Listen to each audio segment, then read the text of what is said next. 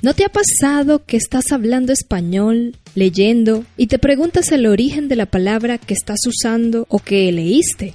A mí sí me ha pasado.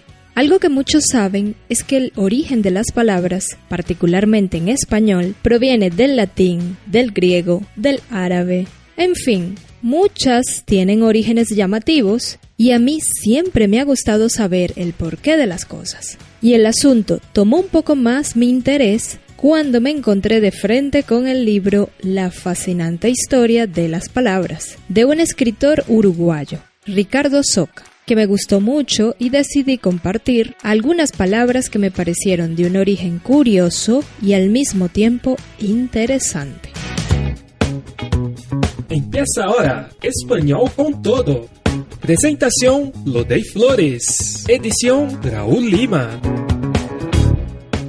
Hola, bienvenidos a Español con Todo, un podcast en español con transcripción de historias interesantes, sugerencias de libros, vocabulario y más. Estudiar español a nivel intermedio avanzado ahora es más fácil con nuestro podcast. Aquí también podrás despejar dudas. Para eso basta con escribirlas en los comentarios al final de la transcripción. Escucha, al final puedes comentarme si este origen lo sabías o qué creías de la palabra. Comencemos. Absurdo. Proviene de absurdus, palabra con la que los latinos calificaban todo aquello que fuera contrario a la razón, disparatado o irracional. Este vocablo, que era usado en alto latín para designar los sonidos desagradables al oído, se formó mediante la partícula ab, de, y el adjetivo surdus, sordo. Como vemos, la palabra usada inicialmente para referirse a una deficiencia de la función auditiva, la sordera, fue adquiriendo otros significados tales como desagradable, disparatado, inepto e inútil.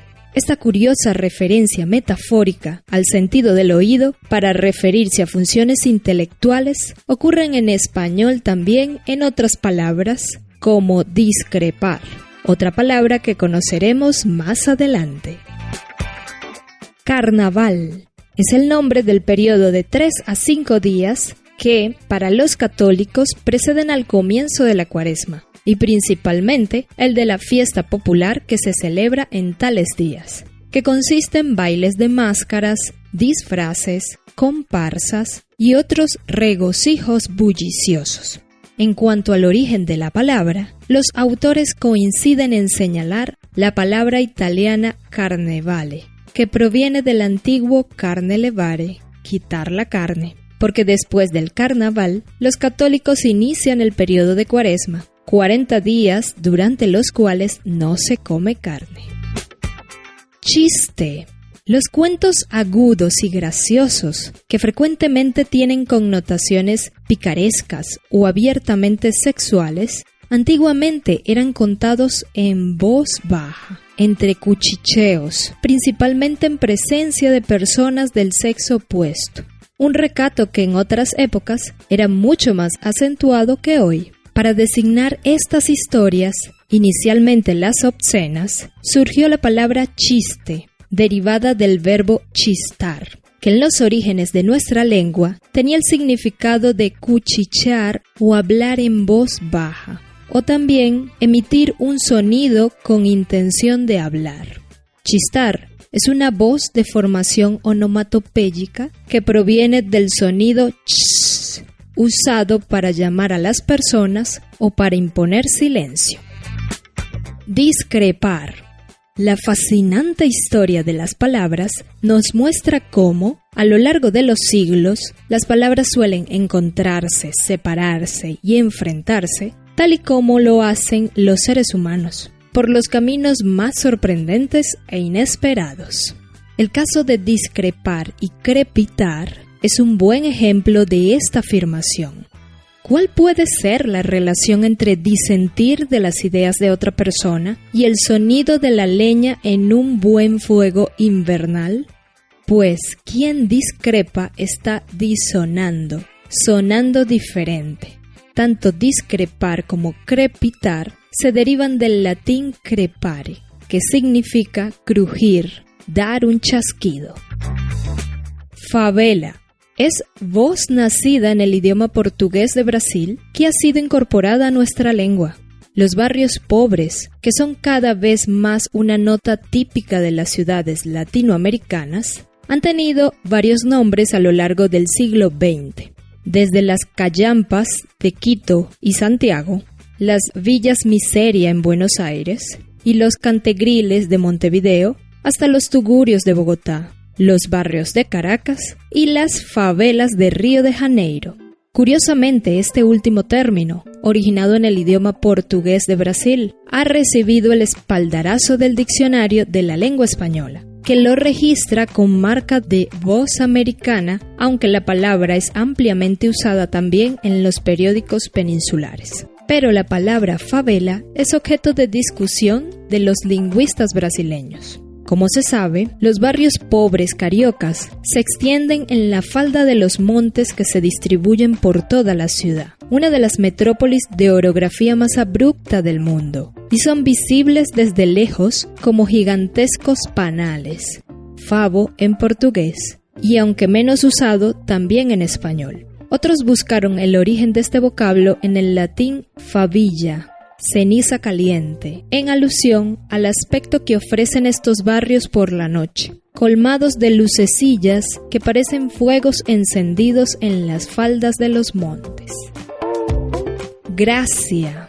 En su primera acepción, designa la cualidad o conjunto de cualidades que hacen agradable a la persona que las tiene. Esto, según el diccionario de la Real Academia Española. En la época de nuestros abuelos, se acostumbraba a preguntar ¿cuál es su gracia? Lo que significaba ¿cómo se llama usted?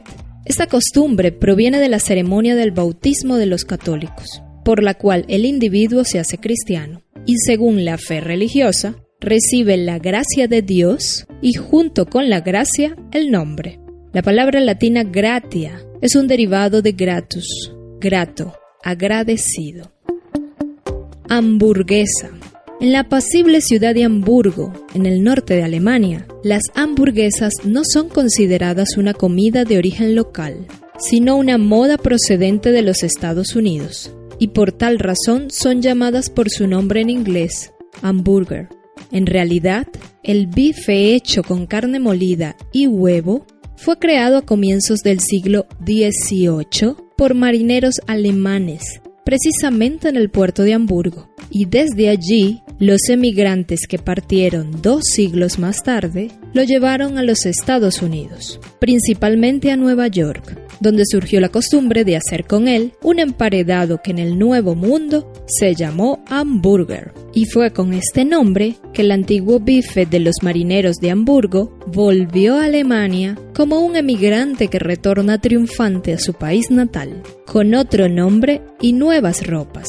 En los países anglohablantes, esta etimología fue desconocida durante mucho tiempo, pues se creía que la sílaba yam, que en inglés significa jamón, se refiriese a ese producto porcino, a pesar de que las hamburguesas no llevan jamón. Esa creencia se vio favorecida por los nombres de otros emparedados semejantes que se difundieron desde los Estados Unidos, tales como cheeseburger o egg burger. Curioso el origen de estas palabras, ¿no? ¿Qué otras palabras en español les conoces el origen? Cuéntame en los comentarios.